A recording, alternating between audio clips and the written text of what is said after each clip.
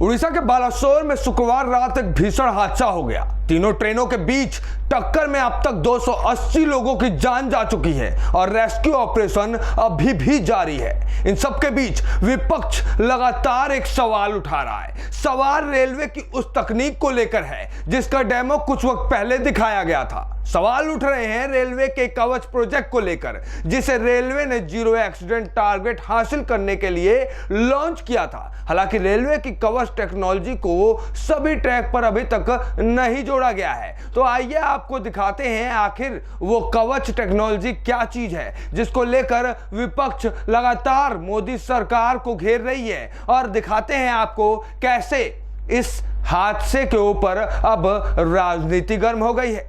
Railway के spoke person Amitabh Sharma ने जानकारी दी है कि इस रूट पर कवच सिस्टम नहीं लगा था। इसका एक डेमो इस साल की शुरुआत में भी दिखाया गया था, जिसमें आमने सामने आने पर दो ट्रेनों ने अपने आप रुककर बड़े हादसे को टाल दिया।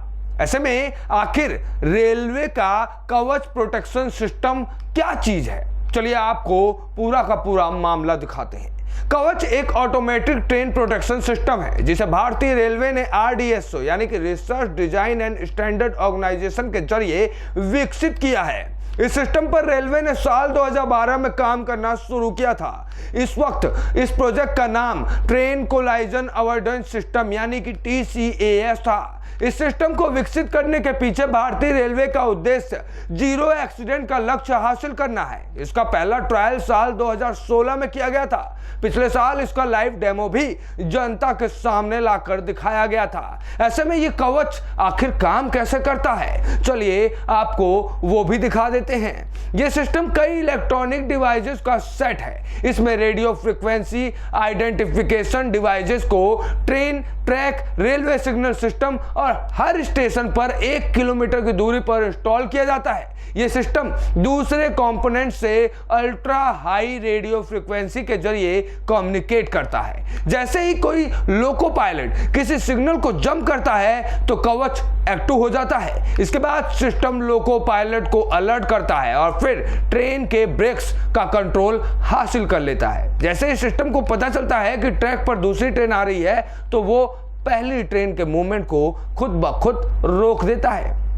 ऐसे में सिस्टम लगातार ट्रेन की मूवमेंट को मॉनिटर करता रहता है और इसके सिग्नल को भेजता भी रहता है। अब इस पूरी प्रक्रिया को अगर आसान भाषा में समझा जाए तो इस टेक्नोलॉजी की वजह से जैसे ही दो ट्रेन एक ही ट्रैक पर आ जाती हैं तो एक निश्चित दूरी पर सिस्टम दोनों ही ट्रेनों को खुद ब खुद रोक देता है। अगर दावों की माने तो कोई भी ट्रेन सिग्नल जंप करती है तो 5 किलोमीटर के दायरे में मौजूद सभी ट्रेनों की मूवमेंट अपने आप रुक जाएगी। दरअसल इस कवच सिस्टम को अभी सभी रूट्स पर इंस्टॉल नहीं किया गया है। इसके अलग अलग जोन में धीरे धीरे इसको इंस्टॉल किया जा रहा है। ऐसे में फिर यह हादसा कैसे हो गया? बालासोर ट्रेन हादसे का वजह क्या था? बालासोर ट्रेन हादसे की शुरुआती खबर जब आई तो टक्कर एक एक्सप्रेस और मालगाड़ी के बीच बताई जा रही थी। इस हादसे में 30 लोगों की मौत की जानकारी मिल रही थी, लेकिन कुछ ही वक्त बाद यह हादसा कितना भयानक हो गया ये किसी को अंदाजा तक नहीं था। जी हाँ, कुछ ही वक्त बाद हादसे की पूरी डिटेल आई तो लोगों को चौंकना पड़ गया। इसमें पता चला कि हादसा 2 ट्रेनों के बीच नहीं बल्कि कुल 3 ट्रेनों के बीच हुआ है। हादसा बहनाग बाजार स्टेशन के पास हुआ है। एक्सीडेंट के वक्त आउटर लाइन पर मालगाड़ी खड़ी थी। हावड़ा से आ रही कोरोमंडल एक्सप्रेस बहनागा बाजार से लगभग 300 मीटर दूर डिरेल हुई। यह हादसा इतना भयानक था कि कोरोमंडल एक्सप्रेस का इंजन मालगाड़ी के ऊपर चढ़ गया और इसकी बोगियां तीसरे ट्रैक पर जाकर गिरी। इस बीच तेज रफ्तार से आ रही हावड़ा बेंगलुरु एक्सप्रेस डिरेल हुई, कोरोमंडल एक्सप्रेस की बोगियों से जा टकराई और उसके बाद हादसे ने क्या रूप ले लिया वो तो आप सभी तमाम न्यूज चैनल्स के माध्यम से देख रहे होंगे। मगर इस बीच ये सवाल जरूर खड़ा होता है कि आखिर इस हादसे के बाद रेल मंत्री का क्या रिएक्शन होगा। जिस तरीके से विपक्ष और तमाम देश की जनता उनसे सवाल पूछ रही है और उनके इस्तीफे की मांग कर रही है, ऐसे में क्या रेल मंत्री इस्तीफा देंगे? क्या मोदी सरकार इस हादसे को लेकर जांच बैठाएगी?